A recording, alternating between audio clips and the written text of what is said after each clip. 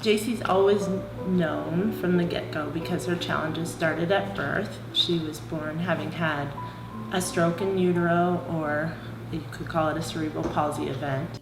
It is much harder for Jaycee to do anything that any typical kid can do. She's usually only half her body, and she just has to work harder for everything she does. When Jaycee was little, she didn't want to wear a brace.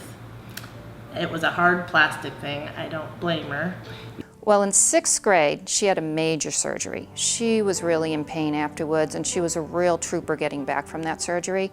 But ever since that last surgery, and a lot of help from physical therapists, and included from Diamond Canyon, and a lot of encouragement from a school that has taken her on, and she's no different. So she just wears that thing with pride and doesn't, it helps her. So she sees it as a help now and doesn't worry about it. I don't care what people think. We are blessed with a very strong-willed little girl, and that strong will is really paid off in these areas, and that she just is willing to do anything that she puts her mind to and anything that she enjoys. She really puts her all into it. So. In 7th grade, she decided she wanted to try out for the basketball team. I want to try out for the basketball team because I want to work hard and try my best every day.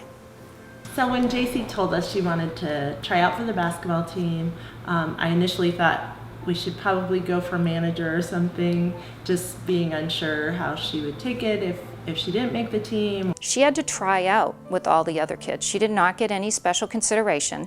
They had 2 days of tryouts. One of the days of tryouts was actually during our IEP meeting we were having for her. So we were all a little nervous during the IEP meeting to see how it was going. We were picking her up from the last cuts, the last tryouts. We were all in the car, and I think Heather and I were really tightly knit. We were very anxious, and we see her come out, and she hops in the back seat like no big deal, and we just couldn't really wait for the moment to just find out which way it went.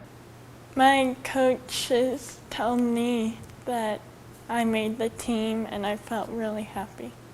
And we burst out. I think we might have tried to run around the car a little bit, and we certainly had celebration within our family that evening.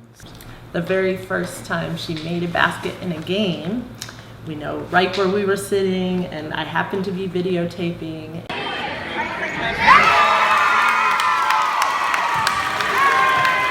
I went up to the gal who was defending her after the game and said, you know, kind of thank you so much.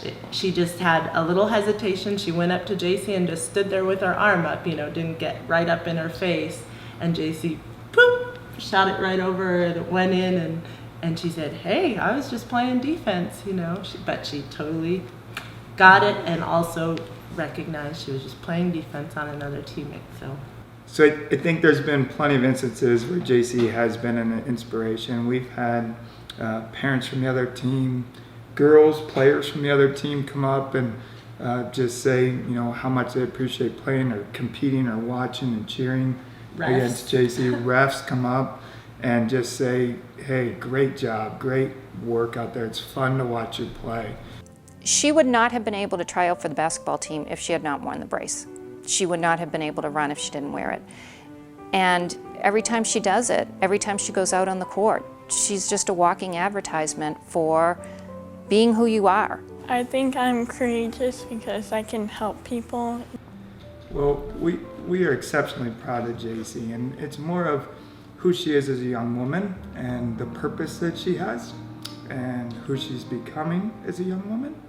And basketball is just a small part of it, and it's really, it's the life lessons and the things that she learns through her experience on the team and through getting to play the game of basketball that we get to really celebrate with her. Good shot, guys.